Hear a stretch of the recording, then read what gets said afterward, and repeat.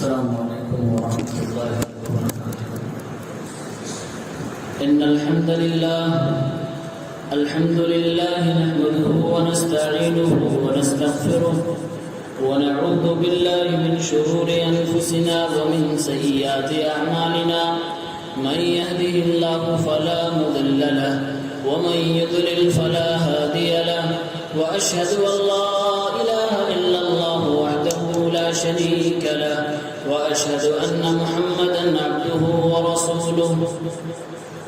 يا أيها الذين آمنوا اتقوا الله حق تقاته ولا تموتن إلا وأنتم مسلمون. يا أيها الناس اتقوا ربكم الذي خلقكم من نفس واحدة وخلق منها زوجها وبث منهما رجالا كثيرا ونساء. واتقوا الله الذي تساءلون به والأرحام إن الله كان عليكم رقيبا. يا أيها الذين آمنوا اتقوا الله وقولوا قولا سديدا يصلح لكم أعمالكم ويغفر لكم ذنوبكم ومن يطع الله ورسوله فقد فاز فوزا عظيما. أما بعد فإن خير الحديث كتاب الله وخير الهدي هدي محمد صلى الله عليه وسلم وشر الأمور محدثاتها وكل محدثة بدعة وكل بدعة ضلالة وكل ضلالة في النار. أعوذ بالله من الشيطان الرجيم. بسم الله الرحمن الرحيم. رب السماوات والأرض وما بينهما فاعبده واصطبر لعبادته هل تعلم له سميا. محترم سامعین کرام، برادران اسلام، نوجوان ساتھیوں، عزیز بچوں، اعلان کے ذریعے سے بتایا جا چکا ہے آج کے خطبے کا موضوع توحید کسے کہتے ہیں. لفظ توحید نبی علیہ السلام کی زبان سے ادا ہوا. جیسا کہ پچھلے جمعے میں ایک حدیث پڑھی گئی تھی، یعذب فی النار ناس من اہل التوحید. یہ لفظ توحید وحد یوحد توحیدن سے بنا ہے. اس کا معنی ہوتا ہے کسی چیز کو ایک ماننا اور ایک منوانا. اللہ رب العالمین کو ایک جاننا، ایک ماننا اور ساری دنیا کو یہی بتانا. توحید کو مختصر الفاظ میں اگر کہا جائے تو اس کا مطلب یہ ہوتا ہے کہ اللہ کی تمام خصوصیات میں اللہ کو اکیلا ماننا اور جاننا، اس کی کسی بھی خصوصیت میں اللہ کے علاوہ کسی اور کو ساتھی اور شریک نہ سمجھنا. اسی کو توحید کہا جاتا ہے. تھوڑی اور تفصیل سے میں سمجھاؤں. تین اعتبار سے، تین حیثیت سے اللہ رب العالمین کو اکیلا ماننا، یونک ماننا توحید کہلاتا ہے. پہلا اعتبار اور پہلی حیثیت، اللہ کے جتنے بھی کام ہیں سارے کام میں اللہ رب العالمین تنہا ہے، اکیلا ہے. اس کا کوئی سازی اور شریک نہیں ہے. مثال کے طور پہ ساری کائنات کو اور اس کائنات کے اندر تمام مخلوقات کو پیدا کرنے والا اللہ ہے. اب اس پیدا کرنے کے کام میں کوئی سازی اور شریک اس کا نہیں ہے. ساری دنیا کا، ساری کائنات کا مالک اللہ ہے. اس کی ملکیت میں کوئی سازی اور شریک نہیں ہے. ساری دنیا کو اللہ روزی دے رہا ہے. دنیا میں کوئی اور نہیں جو اللہ کے علاوہ روزی دے سکتا ہے. ساری دنیا کے معاملات کو اللہ رب العالمین تدبیر کر رہا ہے. اس کے علاوہ کوئی اور نہیں جو دنیا کے معاملات کو چلا سکے اور اس کا سازی و شریک بن سکے. ایک حیثیت کہ اللہ رب العالمین کے کاموں میں اللہ کو اکیلا مان لیں، اس کو توحید ربوبیت کہا جاتا ہے۔ دوسری حیثیت، ہم بندے اللہ کی جتنی بھی عبادت کرتے ہیں یا عبادت جتنی بھی طریقے سے ہو سکتی ہے، تمام عبادتوں میں اللہ رب العالمین کو اکیلا ماننا، یعنی اکیلے اللہ کی عبادت کرنا، اس کے علاوہ کسی اور کی نہ کرنا یا اس کے ساتھ کسی اور کی نہ کرنا، اس کو توحید الوہیت کہتے ہیں۔ مثلا نماز ایک عبادت ہے، ہم صرف اللہ کے لیے نماز پڑھیں گے۔ دعا ایک عبادت ہے، ہم صرف اللہ سے دعا کریں گے۔ مدد مانگنا ایک عبادت ہے، ہم صرف اللہ سے مدد مانگیں گے۔ ایسے ہی جتنی بھی عبادتیں ہیں، تمام عبادتوں کو اللہ رب العالمین کے حوالے کر دینا، اسی کو توحید الوہیت کہتے ہیں۔ اور تیسری حیثیت،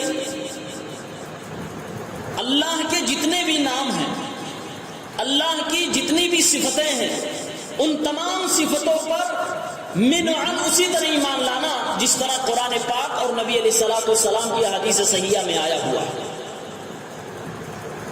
مثلا اللہ کا ایک نام ہے رحیم، اللہ کا ایک نام ہے رحمان۔ اب رحیم یہ نام ہے، اس کا مطلب اللہ رب العالمین رحم کرنے والا ہے۔ دنیا میں بہت سارے ایسے انسان ہوں گے جن کا نام کچھ ہوگا، اس نام کی میننگ کچھ ہوگی، وہ آدمی اپنے نام کا اپوزٹ ہوگا۔ کئی ایسے لوگ دنیا میں ہیں جن کا نام عادل ہے، عادل مطلب عدل کرنے والا، انصاف کرنے والا، لیکن حقیقت یہ ہے کہ وہ آدمی ظالم ہے۔ دنیا میں کئی ایسے لوگ ہیں جن کا نام سمیع ہے، سمیع مطلب سننے والا، اور وہ بیچارے بہرے ہیں۔ ایسے ہی بہت ساری مثالیں ہیں دنیا میں جو ہمارے اور آپ کے نام ہیں۔ کوئی ضروری نہیں کہ ہم اپنے نام کے مطابق منعن کھڑے اترے، لیکن اللہ کے جو بھی نام ہیں، اس نام کا جو مطلب ہے اللہ رب العالمین اس میں پورا فٹ آتا ہے، کمال طریقے سے فٹ آتا ہے اور بے مثال طریقے سے فٹ آتا ہے۔ یہ توحید کی تین قسمیں ہیں، تین اعتبار ہے۔ ان تینوں چیزوں کو اللہ نے قرآن پاک کی ایک آیت میں بیان کر دیا ہے۔ سورہ مریم کی آیت نمبر 65 میں اللہ رب العالمین نے فرمایا، رب السماوات والارض وما بينهما فاعبده واصطبر لعبادته هل تعلم له سميا۔ آسمانوں کا رب، زمینوں کا رب، آسمانوں زمینوں کے درمیان جتنی بھی چیزیں ہیں، ساری چیزوں کا رب، ساتوں آسمانوں کا رب، آسمانوں میں بسنے والے فرشتوں کا رب، آسمانوں میں چاند اور ستاروں کا رب، سورج کا رب، گیلیکسی کا رب، کہکشاؤں کا رب، زمین کا رب، زمین پر موجود پہاڑوں کا رب، سمندروں کا رب، دریاؤں کا رب، جنگلوں کا رب، فضاؤں کا رب، خالی جگہوں کا رب، وما بینہما، آسمان و زمین میں جتنی بھی چیزیں ہیں، ساری چیز کا رب اللہ رب العالمین ہے۔ ساری چیزوں کو پالنے والا، ساری چیزوں کی تدبیر کرنے والا اکیلے اللہ رب العالمین ہے۔ اللہ رب العالمین یہ بات کہنے کے بعد اب آگے فرما رہا ہے، جب ساری دنیا کا رب میں ہوں، آسمانوں میں میری ربوبیت چلتی ہے، زمین میں میری ربوبیت چلتی ہے، پہاڑ میرے سامنے جھکتے ہیں، دریا سمندر میرے نام سے لرزتے ہیں، کانپتے ہیں، تو اے دنیا کے انسان، اے مخلوق جسے میں نے اپنی عبادت کے لیے پیدا کیا ہے، تو میری عبادت سے کیوں بھاگتا ہے؟ اتنا بڑا پہاڑ جب میرے سامنے جھک جائے، ساری دنیا میرے سامنے جھک جائے، اے انسانوں جناتوں کی جماعت، تو میری عبادت سے کیوں بھاگتے ہو؟ میری عبادت کیوں نہیں کرتے؟ فَاعْبُدْهُ وَاسْتَبِرْ لِعِبَادَتِهِ، تو اے اللہ کے بندو اسی اللہ کی، اسی رب کی عبادت کرنا، اور عبادت ایک دو دن تک نہیں کرنا۔ فرمایا وَاسْتَبِرْ لِعِبَادَتِهِ، اس کی عبادت کے اوپر تم جمے رہنا اور اسی پہ ثابت قدم رکھنا۔ هَلْ تَعْلَمُ لَهُ سَمِيًّا، اب بتاؤ کیا اس رب کا کوئی ہم نام تمہیں نظر آتا ہے؟ کیا اس رب کی طرح کوئی اور تمہیں رب نظر آتا ہے جس کی عبادت کی جانی چاہیے؟ اللہ کے سوال کرنے کا مقصد یہ ہے کہ جب اللہ کا کوئی مثال نہیں، اللہ رب العالمین کا ہم پلہ اور ہم نام کوئی نہیں ہے، جب وایونی کے ساری کائنات میں ساری دنیا کو پیدا کرنے والا ہے، ساری دنیا کی بادشاہ اسی کے ہاتھوں میں ہے، روزی دینے والا وہی ہے، خیر و شر کا مالک وہی ہے، جب اللہ اسی کا حق بنتا ہے کہ اس کی عبادت کی جائے۔ اے لوگوں، جب اللہ کے مثل دنیا میں کوئی چیز نہیں تو پھر اللہ رب العالمین کی عبادت جو ہونی چاہیے وہ کیوں نہیں ہو رہی ہے؟ اس کو چھوڑ کر غیروں کی عبادت، اس کی مخلوق کی عبادت کیوں کی جا رہی ہے؟ یہ اللہ سوال کر رہا ہے۔ اس آیت پاک کے اندر توحید کی تینوں قسموں کا ذکر کر دیا۔ پہلے اللہ نے کہا رب السماوات والارض وما بینہما، یہ توحید ربوبیت ہے۔ دوسری بات فاعبدہ واصطبر لعبادتی، یہ توحید الوہیت ہے۔ هل تعلم له سمیہ، یہ توحید اسماء و صفات ہے۔ جتنی بھی اللہ رب العالمین کی عبادت ہم کر سکتے ہیں کریں، اور عبادت صرف ایک طرح کی نہیں ہوتی ہے۔ آج عبادت کے کانسیپٹ ہماری نگاہوں میں بڑا تنگ ہے۔ ہم سمجھتے ہیں نماز، روزہ، حج، زکوٰۃ، بس یہی عبادت ہے۔ عبادت صرف یہ نہیں ہے۔ عبادت ہم اپنی زبان سے بھی کرتے ہیں، عبادت ہم دل سے بھی کرتے ہیں، عبادت ہم اپنے ہاتھ پیر سے بھی کرتے ہیں، بدن سے بھی کرتے ہیں، اور عبادت ہم اپنے مال سے بھی کرتے ہیں۔ عبادت جسم اور مال دونوں ملا کر بھی کرتے ہیں۔ عبادت کی کئی قسمیں ہیں۔ جتنی بھی عبادت کی انواع اور جتنے بھی قسمیں ہیں، ساری عبادت اللہ رب العالمین کے لیے کرنا، اسی کا نام توحید ہے۔ جس نے اس میں کسی بھی ایک عبادت کو اللہ رب العالمین کو چھوڑ کر کسی اور کے لیے کر لیا، یا اللہ کے ساتھ کسی اور کو پارٹنر بنا لیا، تو سمجھو اس نے شرک کیا، توحید اس کے ہاتھ سے نکل گیا۔ اسی لیے قرآن پاک میں سورہ انبیاء آیت نمبر 25 میں اللہ رب العالمین نے فرمایا وَمَا أَرْسَلْنَا مِن قَبْلِكَ مِن رَّسُولٍ إِلَّا نُوحِي إِلَيْهِ أَنَّهُ لَا إِلَٰهَ إِلَّا أَنَا فَاعْبُدُونِ۔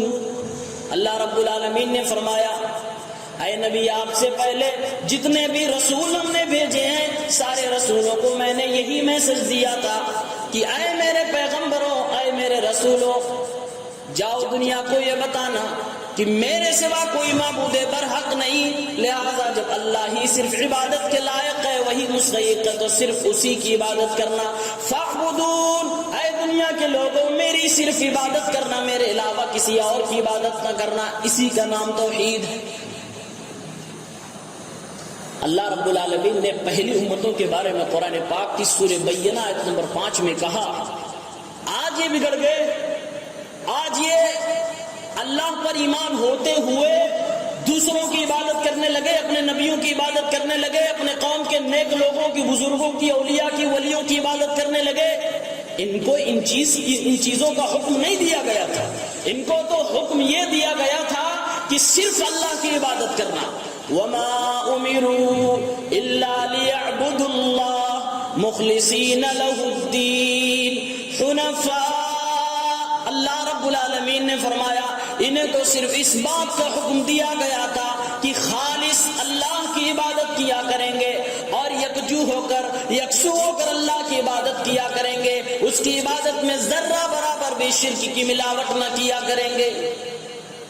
ہمارے اور آپ سے دو چیز کا مطالبہ ہے، ایک ہم صرف اور صرف اللہ کی عبادت کریں گے، اور اس کی عبادت میں ذرہ برابر ہم شرک نہیں کریں گے۔ یہ دونوں چیزیں ہماری زندگی میں ہونا چاہیے۔ آج لوگ کئی طرح سے پائے جاتے ہیں، کچھ لوگ ایسے ہیں جو عبادت کرتے ہی نہیں، یہ سرے سے نہیں کرتے، اور نہ عبادت میں ان کا عقیدہ و ایمان ہوتا ہے، ایسے لوگ ملحد کہے جاتے ہیں۔ کچھ لوگ ایسے ہوتے ہیں جو عبادت تو کرتے ہیں لیکن اللہ کے علاوہ باقی دنیا کی سب کی عبادت کرتے ہیں، ایسے لوگ مشرک کہے جاتے ہیں، ایسے لوگ کافر کہے جاتے ہیں۔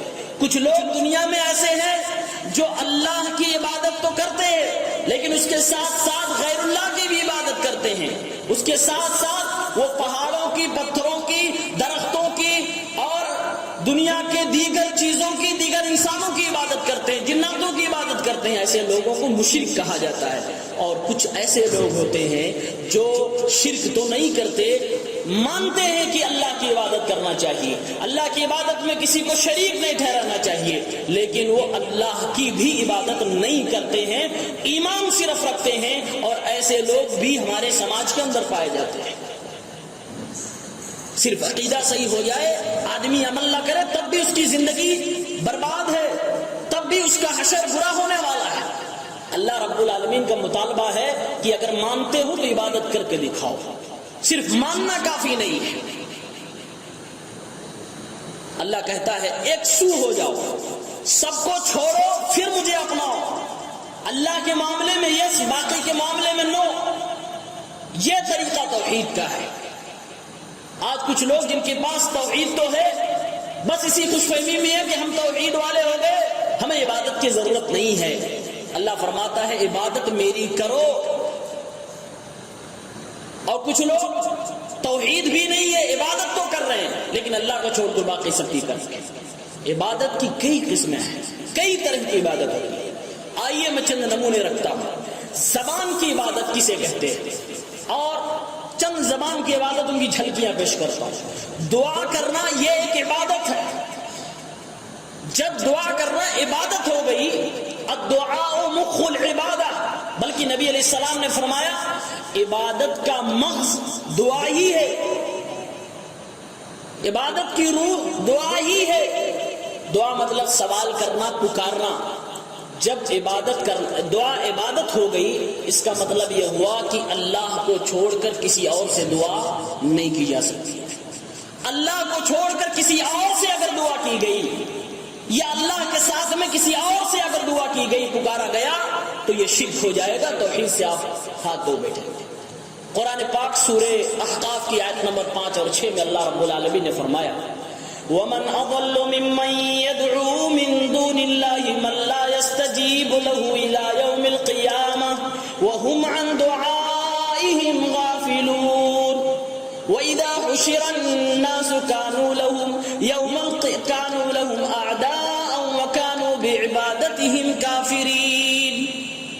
اللہ رب العالمین نے فرمایا اس سے بڑا ظالم کون ہو سکتا ہے، اس سے بڑا ظالم شرک کرنے والا گنہگار کون ہو سکتا ہے، جو ایسے لوگوں کو پکارے، ایسے لوگوں سے دعائیں کرتا ہو جو اس کی دعاؤں کا جواب نہ دے سکتے ہو۔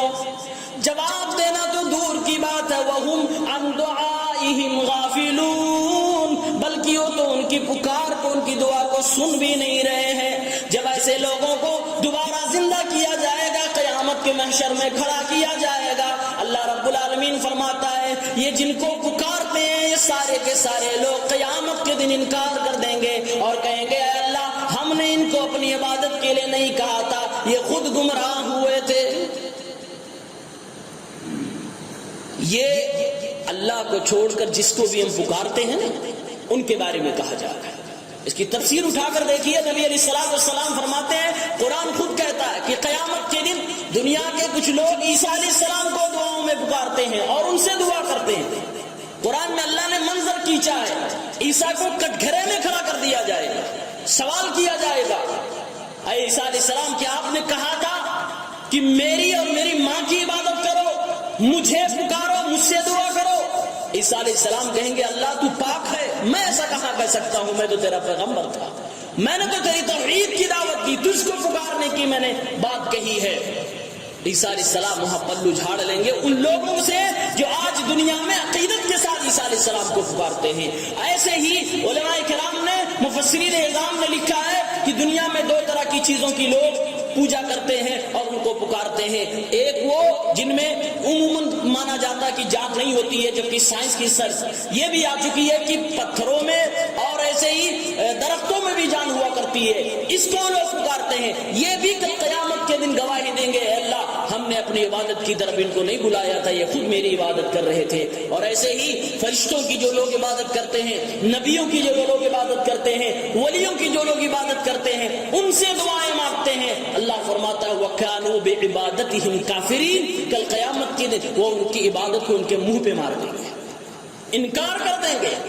جب پلو جھاڑ لیں گے، آج جس سے امید وابستہ کر کے کوئی پکارے کہ کل یہ ہماری بخشش کروائیں گے، اور اللہ فرما رہا ہے کہ وہ منع کر دیں گے کہ اے اللہ ہم نے کہا ہی نہیں تھا۔ حتیٰ کہ قرآن نے تو شیطان کے بارے میں کہا ہے کہ شیطان بھی قیامت کے دن کہے گا اللہ میں نے ان کو اپنی عبادت کی طرف نہیں بلائی، یہ خود بھاگے چلے آئے، میں نے تھوڑا سا لالی پاپ دیا تھا، تیری توحید کو انہوں نے مٹا کے رکھ دیا اور شرک اپنی زندگی میں لے آئے، میں ان سے برات کا اعلان کرتا ہوں، میرا ان سے کوئی لینا دینا نہیں۔ شیطان بھی وہاں بھاگ جائے۔ اس لیے دعا عبادت ہے، اپنی دعاؤں کو صرف اللہ کے لیے خالص کیجیے، کسی اور سے مت دعا مانگیے، کوئی نہیں نہیں دے سکتا. آپ کوئی سوال کر سکتا ہے. آدمی اپنے سے کسی سے پانی مانگ لیتا ہے, کسی سے کھانا مانگ لیتا, ہوٹل پہ جا کے چائے مانگ لیتا, اپنے سے کسی سے ضرورت کی چیز مانگ لیتا. کیا یہ شرک ہوا؟ نہیں, یہ شرک نہیں ہے. کیوں؟ 3 شرط میں بتا رہا ہوں. آپ جس سے مانگ رہے ہو دنیا میں, اگر اس کے اندر 3 شرط پائی جا رہی ہے تو شرک نہیں ہے. نمبر 1, آپ جس سے دعا کر رہے ہو, جس سے سوال کر رہے ہو, مانگ رہے ہو, وہ زندہ ہو. نمبر 2, وہ حاضر ہو, آپ کے سوال کو سن رہا ہو. نمبر 3, وہ آپ کے سوال کا جواب دینے پر قدرت رکھتا ہو, طاقت رکھتا ہو. ان تینوں شرطوں کے ساتھ اگر آپ کسی انسان سے کچھ مانگتے ہو تو وہ شرک نہیں کہا جاتا ہے, بلکہ وہ توحید کے دائرے میں آتا ہے. وہ آپ کی اپنی انسانی ضرورت ہے, اس کا شرک سے کوئی تعلق نہیں ہے. لوگ گمراہ کرنے کے لیے جب توحید کی بات کی جاتی ہے کہ دعا تو عبادت ہے, صرف اللہ سے مانگو, تو ہمارا اور آپ کا توحید کی دعوت دینے والوں کا وہ مذاق اڑاتے ہیں. کہتے ہیں مولوی تقریر کرے, پھر صبح جا کے اپنی بیوی سے روٹی مانگتا, شرک کر جاتا ہے. وہ شرک نہیں ہے. ہم بیوی سے اگر روٹی مانگے, ناشتہ مانگے, اپنے نوکر سے ہم پانی مانگے, کوئی سامان مانگے, تو وہ زندہ ہے, ہمارے سامنے کھڑا ہوا ہے, جو میں کہہ رہا ہوں سن رہا ہے, اور پانی اٹھا کر دینے پر طاقت رکھتا ہے. یہ تینوں شرطیں اس کے اندر پائی گئی, اس لیے وہ شرک نہیں ہوا. اس لیے آپ اس غلط فہمی کا شکار ہو کے توحید کو خلط ملط مت کریے گا. یہ زبان کی عبادت ہے دعا کرنا. کچھ لوگ کہتے ہیں کسی بڑے گھر میں, کسی سنسان آبادی میں گئے, پہلے زمانے میں ہوتا تھا, تو لوگ جا کے کہتے تھے میں اس بستی کے جناتوں کی پناہ میں آتا ہوں. یعنی جن سے خوف ہوتا اسی کی پناہ میں چلے جاتے ہیں. اللہ کی پناہ میں آنا چاہیے, یہ بھی ایک عبادت ہے, اس کو استعاذہ کہا جاتا ہے. ہم جو قرآن پاک کی چھوٹی چھوٹی صورتیں پڑھتے ہیں, بڑا معنی خیز ہے.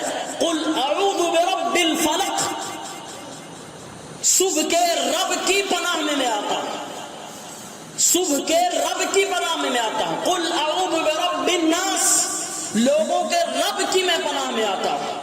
اللہ کی پناہ میں جایا کریں, شیطانوں کی پناہ میں نہ جایا کریں. اگر آپ اللہ کو چھوڑ کر کسی اور کی پناہ طلب کرتے ہیں, اس کا مطلب ہے کہ آپ اپنی زبان سے شرک کر رہے ہیں, اور توحید آپ کی زبان سے ادا نہیں ہو پا رہا ہے, آپ توحید سے ہاتھ دھو گئے. ایسے ہی مدد مانگنا, جس کو استعانت بولتے ہیں, یہ بھی توحید ہے, زبان کی عبادت ہے. قرآن پاک جب ہم پڑھتے ہیں سورہ فاتحہ, سورہ فاتحہ میں کہا گیا ایاک نعبد و ایاک نستعین, اے اللہ ہم تیری ہی عبادت کرتے ہیں اور تجھ سے ہی مدد مانگتے ہیں. یہ ہی کا ترجمہ آپ دھیان سے سنیے گا. اگر کوئی بیوی اپنے شوہر سے کہے باتوں باتوں میں کہ آپ بھی میرے شوہر ہیں, آپ بھی میرے شوہر ہیں, اور ایک دوسری بیوی اپنے پتی سے, اپنے شوہر سے کہہ رہی آپ ہی میرے شوہر ہیں, دونوں میں بہت فرق ہے. There is a mega difference between he and he. ہی اور بھی میں بہت بڑا فرق ہے. جس عورت نے یہ کہا کہ آپ بھی میرے شوہر ہو, اس کا مطلب اس کے پتی کے علاوہ کسی اور سے اس کا سمبند ہے, کوئی اور ہے جو اس کے شوہر کے حقوق اس کے ساتھ ادا کر رہا ہے. اور جس عورت نے یہ کہا آپ ہی میرے شوہر ہو, اس کا مطلب یہ ہے کہ عورت اپنے شوہر کی امانت کی حفاظت کرنے میں سچی ہے, اور اس کا اس کے علاوہ کوئی اور نہیں ہے.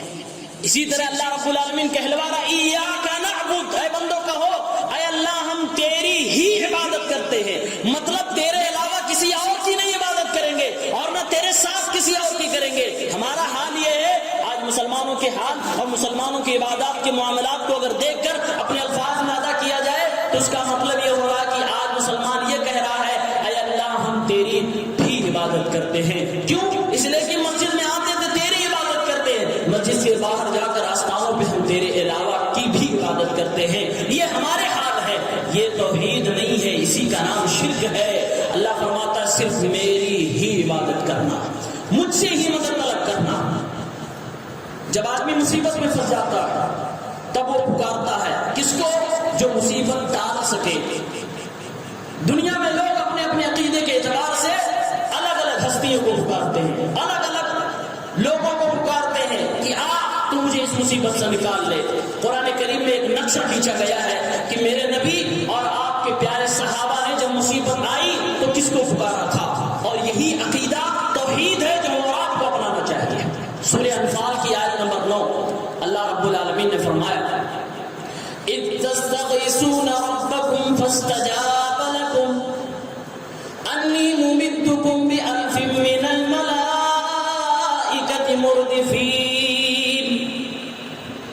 غزوہ بدر کے بارے میں کہا گیا ہے، فرمایا اللہ رب العالمین نے اے میرے پیارے نبی صلی اللہ علیہ وسلم کے پیارے امتیوں، اے مسلمانوں، جب تم نے اپنے رب سے فریاد کی، اپنے رب سے مدد مانگی، تو تمہارے رب نے تمہاری فریاد کو سن لیا، اور جب فریاد کو سن لیا تو آسمان سے 1000 فرشتے لگاتار تمہاری مدد کے لیے اتار دیے. غزوہ بدر کا منظر سامنے رکھیے، مسلمان 313، بچے بوڑھے جوان سارے اس میں ملا کے 313، سامنے 3 گنا کی فوج، 1000 کی لشکر موجود ہے. مسلمانوں کے ہاتھ میں لکڑیاں ہیں، تھوڑے سے اسلحے ہیں، اور اسلحے بھی زیادہ لوگوں کے پاس نہیں ہے، سواریاں بھی نہیں ہے، اور سامنے والوں کے پاس ہتھیار ہیں، ان کے پاس بڑے بڑے سواریاں بھی ہیں، گھوڑے بھی ہیں، اونٹ بھی ہیں. سامنے والا تعداد میں بھی زیادہ اور اسباب میں زیادہ ہے، ادھر تعداد میں بھی کم ہے، اسباب میں بھی زیادہ ہے. اللہ کے نبی کو ایسا لگا کہ کہیں ایسا تو نہیں ہے فیصلہ کن جنگ ہو جائے اور مسلمان آج دنیا سے مٹ جائے. ابھی تو ہماری تعداد 313 ہی ہوئی ہے. اللہ کے نبی صلی اللہ علیہ وسلم نے دعا کرنی شروع کر دی. ایک جھوپڑی کے اندر اللہ کے نبی دعا فرما رہے ہیں، اے اللہ، اللہم ان تہلک ہذہ العصابۃ لن تعبد ھذا فی الارض ھذا. اے اللہ رب العالمین، اگر آج یہ چھوٹی سی جماعت مسلمانوں کی توحید والوں کی آج اگر برباد ہو گئی، مار دی گئی، تو آج کے بعد سے تیری اس سرزمین پر کوئی تیرا نام لینے والا نہ ہوگا. میرے رب نے، میرے نبی صلی اللہ علیہ وسلم نے اس مصیبت کی گھڑی میں اللہ کو پکارا، اور آپ کے صحابہ میدان میں اللہ سے دعا کر رہے ہیں، اے اللہ تو ہی مدد کرنے والا، اس مشکل گھڑی میں تو ہی کام آنے والا. اللہ رب العالمین نے اسی بات کو فرمایا، اذ تستغیثون ربکم، جب تم لوگوں نے مصیبت کے وقت میں اپنے رب کو ہی غوث اعظم سمجھا اور اپنے رب سے ہی تم نے دعا کی، فریاد کی، تو میں نے تمہاری دعاؤں کو سنا اور 1000 فرشتوں کو تمہاری مدد کے لیے اتارا. یہ عقیدہ دیا جا رہا ہے، یہ نبی علیہ السلام کو سمجھا رہے، صحابہ کی جماعت سکھا رہی ہے کہ مصیبت کی گھڑیوں میں اپنے رب کو یاد کیا کرو، فریاد اسی سے کیا کرو. آج مسلمان ہے، مسلمان اللہ کو چھوڑ کر 4 5 ہستیوں کی اپنے اپنے الگ الگ عقیدت مند سے جڑے باباؤں کو لوگ پکارتے، ولیوں کو پکار رہے ہیں کچھ لوگ، کچھ انبیاء کو پکار رہے ہیں، کچھ صالحہ کو پکار رہے ہیں، کچھ اپنے محلے اور اپنے علاقے کے بابا کو پکار رہے ہیں. یہ نبی کا عقیدہ نہیں تھا، یہ صحابہ کا عقیدہ نہیں تھا. جنگ بدر سے زیادہ بھیانک حالت ہماری آپ کی نہیں ہو سکتی. اس وقت اللہ کے نبی نے اللہ کو پکارا، صحابہ نے اللہ کو پکارا. یہ ہمیں اور آپ کو عقیدہ دیا جا رہا ہے. یہ زبان کی عبادت ہے کہ جب مصیبت آئے تو اللہ کو پکارا جائے. اس مصیبت میں اگر آپ نے کسی اور سے مدد مانگی اور کہہ دیا یا فلاں مدد کر، یا فلاں مدد کر، وہاں آپ شرک کر بیٹھے اور زبان کی توحید، زبان کی عبادت آپ خراب کر بیٹھے. ایسے ہی عبادت دل کی بھی عبادت ہوتی ہے. آپ سب سے زیادہ اللہ سے محبت کیجئے، یہ آپ کے دل کی عبادت ہے. دل سے آپ عبادت کر رہے ہیں، کھڑے ہیں، بیٹھے ہیں، سوئے ہیں، آپ کے دل میں اللہ کی محبت ہو. سب سے زیادہ اس روئے زمین کائنات میں آپ کی محبت کا اگر کوئی حقدار ہے تو اللہ. اگر ایسا ہے تو سمجھو آپ سوتے اٹھتے بیٹھتے جاگتے عبادت کر رہے ہو، آپ کا دل عبادت میں لگا ہوا ہے. ایسے ہی اگر آپ کے دل میں سب سے زیادہ اللہ کا خوف ہے، اللہ کے عذاب کا ڈر ہے، تو سمجھو سوتے اٹھتے جاگتے آپ کا دل اللہ کی عبادت میں لگا ہوا ہے. آپ کے دل میں اللہ کی ذات سے امید ہے، کیوں بخشش کرنے والا حتی الامکان ہم کوشش کر کے گناہوں سے بچیں گے اور توبہ استغفار کرتے رہیں گے. تو یہ بھی ایک عبادت ہے کہ اللہ سے امید لگا کے بیٹھے رکھنا اور اس کے مطابق اسباب اختیار کر کے عمل کرتے رہنا، یہ بھی ایک عبادت ہے. اللہ اس پہ بھی ثواب عطا فرماتا ہے. اور اس کے علاوہ اگر آپ اللہ کو چھوڑ کر یا اللہ کے ساتھ کسی اور سے اللہ کی طرح محبت کرنے لگے یا اس سے زیادہ محبت کرنے لگے، آپ شرک کرنے لگے، توحید آپ کے ہاں نہیں ہوا. اللہ کو چھوڑ کر یا اللہ کے ساتھ میں کسی اور سے اسی طرح کرنے لگے، آپ شرک کرنے لگے، توحید نہیں ہوا. کسی اور سے امیدیں وابستہ ہو گئی، یہ بڑا پہنچا ہوا ہے، یہ میری نیا پار لگائے گا، یہ میری بگڑی بنائے گا، امید اس سے آپ کے لگ گئی، آپ شرک کر بیٹھے، توحید آپ کے پاس نہیں ہے. ایسے ہی بھروسہ، کامل بھروسہ اللہ کی ذات پہ ہونا چاہیے. قرآن پاک میں اللہ رب العالمین نے فرمایا سورہ آل عمران کی آیت نمبر 160 میں، مسلمانوں آج کے حالات کو سامنے رکھو، یہ آیت سنو۔ اللہ رب العالمین فرماتا ہے ان ینصرکم فلا غالب لکم، اگر اللہ تمہاری مدد کر دے تو کوئی دنیا میں مالک اعلیٰ تمہارے سر کے اوپر نہیں بیٹھ سکتا ہے۔ وَإِن يَخْذُلْكُمْ فَمَنْ ذَا الَّذِي يَنصُرُكُمْ مِنْ بَعْدِهِ، اور اگر وہی تمہیں بے عزت کر دے، وہی تمہیں بے سہارا چھوڑ دے، تو کون ہے اس کائنات میں جو اس کے بعد تمہاری مدد کرے گا اور تمہارے سر پہ لٹکتے ہوئی تلوار کو تم سے الگ کرے گا؟ وَعَلَى اللَّهِ فَلْيَتَوَكَّلِ الْمُتَوَكِّلُونَ، پھر آگے اللہ فرما رہا ہے اس لیے اے مسلمانوں، اے مومنوں، وَعَلَى اللَّهِ فَلْيَتَوَكَّلِ الْمُؤْمِنُونَ، مومنوں اسی اللہ پہ بھروسہ رکھو، اسی اللہ کے اوپر اپنا اعتماد رکھو، دنیا کی کوئی ہستی کسی کو بچا نہیں سکتی ہے۔ یہ سب ہمارے دل کی عبادتیں ہیں۔ ایک اور عقیدہ سن لیجئے دل کی عبادت کا۔ بہت سارے لوگ ایسے سماج میں پائے جاتے ہیں چاپلوس قسم کے۔ چاپلوسی ایک بھیانک قسم کی بیماری ہے جو عبادت سے ریلیٹڈ ہے، جس کے اندر چاپلوسی آئے گی شاید وہ اس شرک کا شکار ہو جائے گا۔ کچھ لوگ ایسے ہوتے ہیں جو اللہ کو تو ناراض کر دیں گے لیکن سامنے والا میرا دوست میرا ساتھی ناراض نہ ہونے پائے، میری بیوی ناراض نہ ہونے پائے، بیٹا ناراض نہ ہونے پائے، ماں باپ ناراض نہ ہو جائے، اللہ کی نافرمانی کر لیں گے لیکن دنیا والوں کی نافرمانی نہیں کریں گے۔ اگر ایسی سوچ ہے سمجھو یہ سوچ آپ کی جو ہے یہ شرک آپ سے کروا ہے۔ سنن ترمذی کتاب الزہد حدیث نمبر 2414، اللہ کے نبی صلی اللہ علیہ وسلم نے فرمایا من التمس رضاء الناس بسخط اللہ، من التمس رضاء اللہ بسخط الناس کفاہ مؤنۃ الناس۔ نبی علیہ السلام فرماتے ہیں جس آدمی نے یہ کوشش کی کہ دنیا ناراض ہوتی ہو جائے اللہ ناراض نہ ہونے پائے، اللہ کے احکام کی خلاف ورزی میں نہیں کر سکتا، چاہے میرا خود کا باپ ناراض ہو جائے، خود کی اولاد ناراض ہو جائے، اگر جس کے اندر یہ تمنا اور یہ کوشش اس کے اندر باقی رہی تو اللہ کے نبی فرماتے ہیں اللہ اس کے لیے کافی ہو جائے گا۔ دنیا کی محبت ایک طرف وہ ٹھکرا دے تو اللہ اتنی محبت اس بندے کو دے دے گا، اور جس دن اللہ چاہے ساری دنیا کو تیرے قدموں میں لا کے ڈال دے گا، ساری دنیا خود بخود تجھ سے محبت کرنے لگے گی۔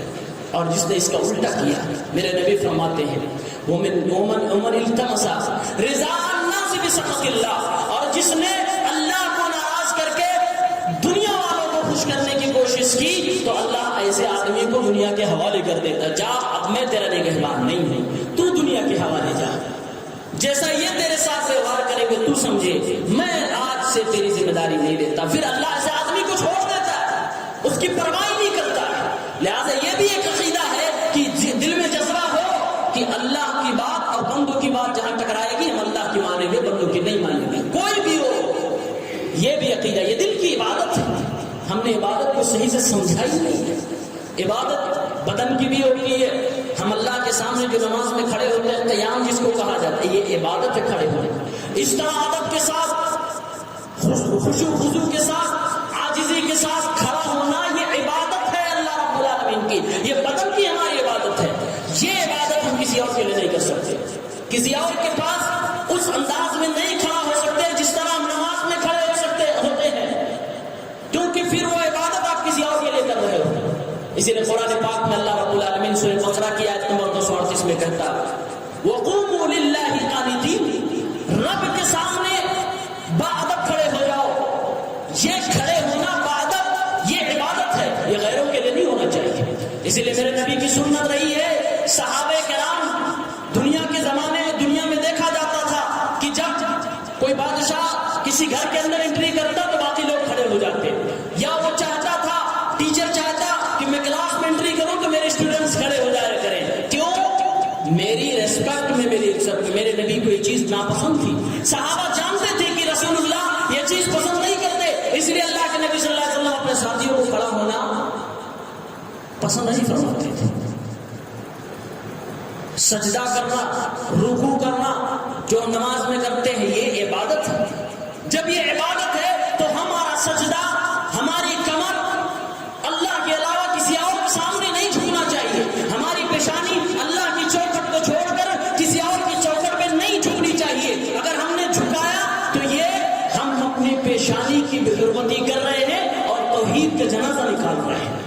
قرآن پاک میں اللہ رب العالمین نے فرمایا اس زمانے میں لوگ سورج کے لیے سجدہ کرتے تھے، چاند کے لیے سجدہ کرتے تھے. اللہ نے فرمایا یہ جس کی تم سجدہ کر رہے ہو سورج اور چاند، اس کو بڑا سمجھ رہے ہو، وَمِنْ آيَاتِهِ اللَّيْلُ وَالنَّهَارُ وَالشَّمْسُ وَالْقَمَرُ، یہ سورج، یہ دن، یہ رات، یہ ستارے، یہ چاند، یہ سب میری نشانیاں ہیں، میں ہوں تب یہ ہے، میں نے ان کو بنایا ہے.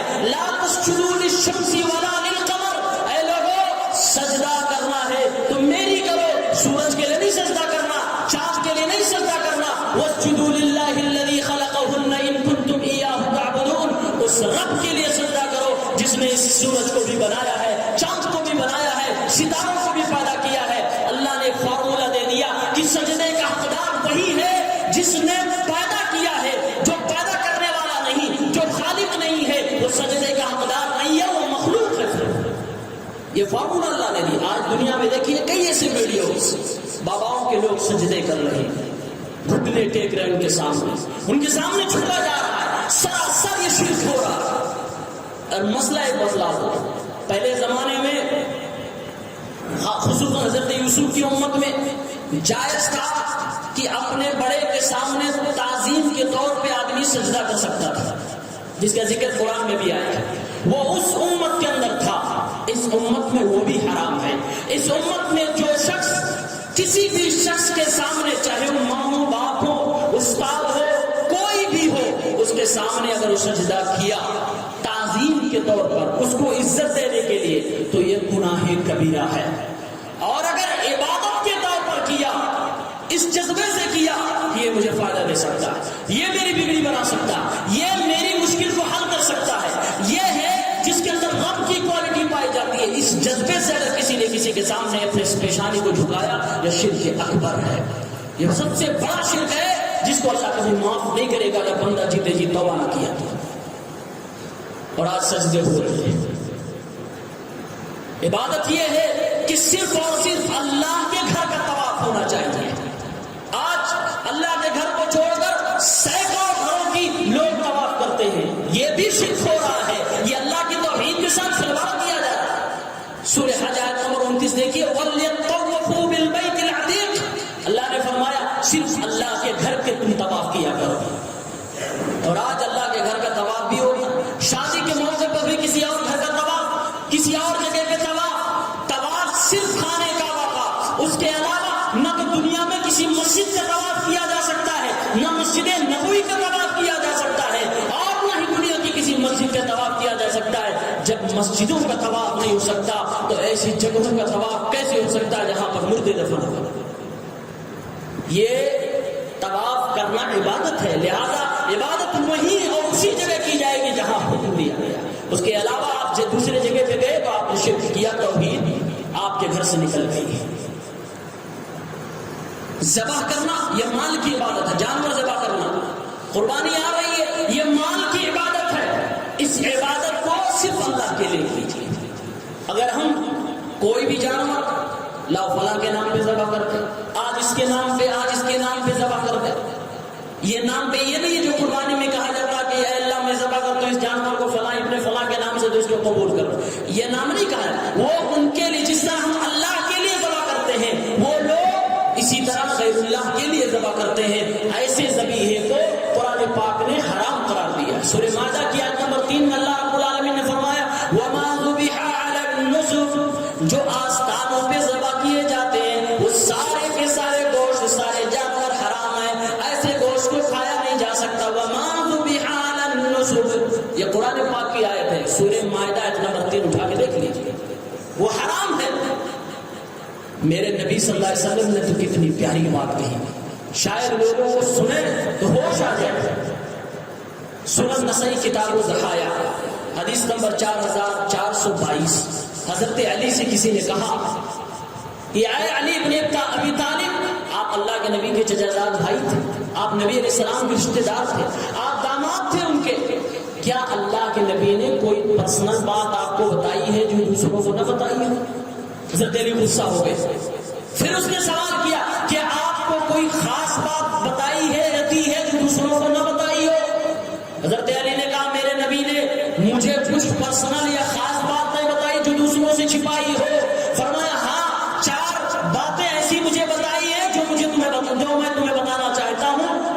اس وقت بتائی جب میں اور وہ ایک گھر کے اندر موجود تھے. وہ چاروں باتیں سن لیجیے اور علی کو ماننے والے خاص طور سے اس بات کو سنیں. فرمایا حضرت علی نے کہ اللہ کے نبی نے فرمایا لعن اللہ من لعن والدی، اللہ کی لعنت برسے ایسے بندے پر جو اپنے ماں باپ کے اوپر لعنت بھیجتا ہو. ولعن اللہ من ذبح لغیر اللہ، اللہ کی لعنت برسے ایسے شخص پر جو اللہ کے علاوہ غیر اللہ کے لیے کوئی جانور یا کوئی ذبیحہ پیش کرتا ہو.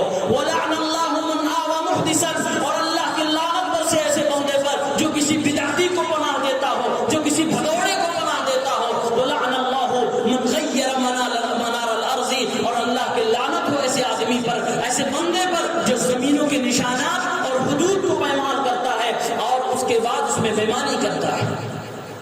4 چیزوں پر لعنت بھیجی اللہ کے نبی نے. حضرت علی نے کہا یہ مجھے بتایا، سنو یہ بات، اس میں عمل کرو. یہ عبادت ہوتی ہے. نظر و نیاز کرنا، چڑھاوے چڑھانا، یہ آج ہمارے سماج میں ہو رہا ہے. قرآن کہتا ہے سورہ انسان آیت نمبر 7 یوفون بالنذر، مومن تو وہ ہے جو نذر اگر مان لے تو اس کو پورا کرتا ہے، واجبی طور سے پورا کرتا ہے. اور نذر مومن اللہ کے علاوہ کسی اور کے لیے نہیں مانتا ہے. آج ہمارے سماج میں کئی ایک کے لیے نظر مانا جاتا ہے، کئی ایک کے لیے نیاز و فاتحیں ہو رہی ہے. یہ شریعت میں منع ہے. یہ توحید ہے جس سے ہماری توحید میں خلل آ رہا ہے. یہ شرک ہم کر رہے ہیں. اللہ رب العالمین نے فرمایا قرآن پاک کی سورہ بقرہ آیت نمبر 173 میں کہ جو کسی اور کے لیے پیش کیا جائے جانور نیاز کے طور پہ، فاتحے کے طور پہ، وہ حرام ہے. انما حرم علیکم المیتۃ والدم والخنزیر وما اہل به لغیر اللہ. جیسے خنزیر حرام، جیسے مردار حرام، اسی طرح سے وہ گوشت، وہ جانور بھی حرام ہے جو کسی غیر اللہ کے نام پر ذبح کیا گیا ہے، جو کسی غیر اللہ کے لیے نیاز اور فاتحے کے طور پہ ذبح کیا گیا. اس لیے ان عبادتوں میں خلل مت ڈالیے. آئیے ایک حدیث پاک سنا کے اپنی بات ختم کرتا ہوں. اور یہ حدیث یاد کر لیجئے، اپنے بچوں کو بتائیے گا، کیونکہ اللہ کے نبی نے اس حدیث پاک کو، یہ بات کو اپنے گھر کے کسی بچے کو بتایا. سنن ترمذی کتاب صفت القیامت والرقاب حدیث نمبر 2516 عبداللہ ابن عباس، اللہ کے نبی کے چچا زاد بھائی ہیں لیکن بہت چھوٹے تھے نبی کی زندگی میں. نبی پاک کے ساتھ رہا کرتے تھے اور جب بھی نبی کے ساتھ ہوتے اللہ کے نبی ان کو کچھ دین کی، اسلام کی پیاری باتیں بتایا کرتے تھے. وہی عبداللہ ابن عباس کہتے ہیں میں ایک دن نبی پاک کے پیچھے کھڑا ہوا تھا، پیچھے آپ کے تشریف رکھ رہا تھا. میرے نبی نے مجھے فرمایا یا غلام انی اعلمک بکلمات، اے چھوٹے بچے، اے میرے لاڈلے، اے میرے پیارے، میں تجھے کچھ باتیں بتا رہا ہوں، میں تمہیں کچھ چند جملے سکھا رہا ہوں. عقیدے کے جملے اللہ کے نبی صلی اللہ علیہ وسلم نے اپنے اس لاڈلے، اپنے چچیرے بھائی کو سکھایا. فرمایا اللہ کے نبی صلی اللہ علیہ وسلم نے احفظ اللہ یحفظک، اللہ رب العالمین نے جو باتیں کہی ہیں ان باتوں کی حفاظت کر لینا، یاد کر لینا، سن لینا، عمل کر لینا. اگر اللہ کے اوامر، اللہ کے نواہی کی حفاظت کر لو گے تو اللہ تعالیٰ تمہاری حفاظت کرے گا، دنیا میں تمہاری حفاظت کرے گا، مرنے کے بعد قیامت میں بھی تمہیں اللہ تعالیٰ جہنم سے بچا کر تمہاری حفاظت کرے گا.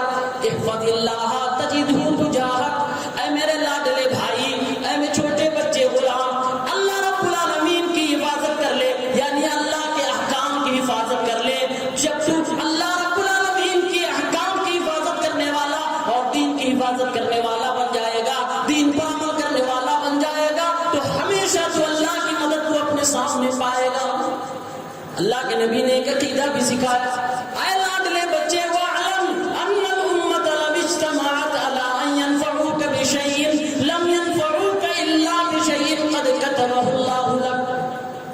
اے لاڈلے، یہ بھی جان لے، ساری دنیا اگر مل جائے کہ چلو اپنے پاس کو کچھ فائدہ پہنچایا جائے، کچھ ان کو نفع دے دیا جائے، ساری دنیا میں تجھے نفع پہنچانے کا ارادہ کر لے تو تجھے نفع وہ نہیں پہنچا سکتے جب تک کہ اللہ نہ چاہ لے. عقیدہ یہ تمہارا ہونا چاہیے کہ نفع کا مالک اللہ ہے، اللہ نہ دے تو دنیا دینے کے لیے کافی نہیں ہے، دنیا والے نہیں دے پائیں گے. عقیدہ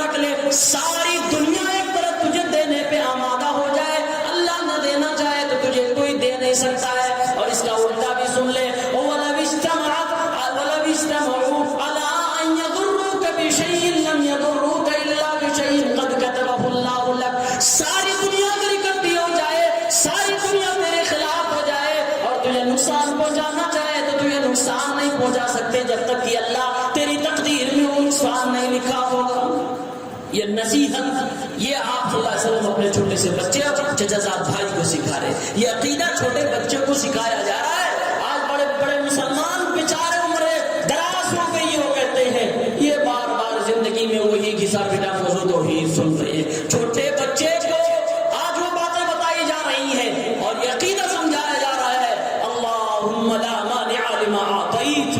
اللہ جسے دینا چاہے اس کو کوئی روک نہیں سکتا ہے اور جس سے چھیننا چاہے اسے کوئی دے نہیں سکتا ہے. اللہ سے دعا ہے پروردگار عالم ہمارے عقیدہ توحید کو مضبوط فرمائے. الہ العالمین ہمیں اس حساس اور سینسٹیو ٹاپک کو سمجھنے کی توفیق دے اور یہ ایک دو بار نہیں زندگی میں بار بار آپ اس کو ریفریش کرتے رہیں, سنتے رہیں, پڑھتے رہیں, سیکھتے رہیں. اسی پر زندگی کا انحصار ہے اور اسی پر نیکیوں کی قبولیت کا انحصار ہے, ڈیپینڈ ہے. اگر یہ نہیں رہا تو ساری نیکیاں برباد ہو جائیں گی. اس لیے اس چیز کو آپ سیریس میں لیں. اللہ تعالیٰ ہم کو اس کی توفیق دے.